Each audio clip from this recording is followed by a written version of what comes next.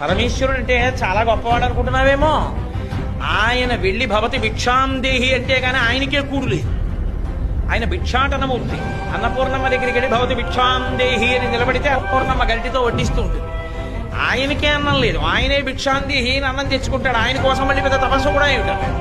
తన పెళ్లి తాను చెడగొట్టుకోవడానికి మాట్లాడిన బ్రహ్మచారి రూపంలో వచ్చిన ఏకైక మూర్తి శివుడు ఒక్కడే.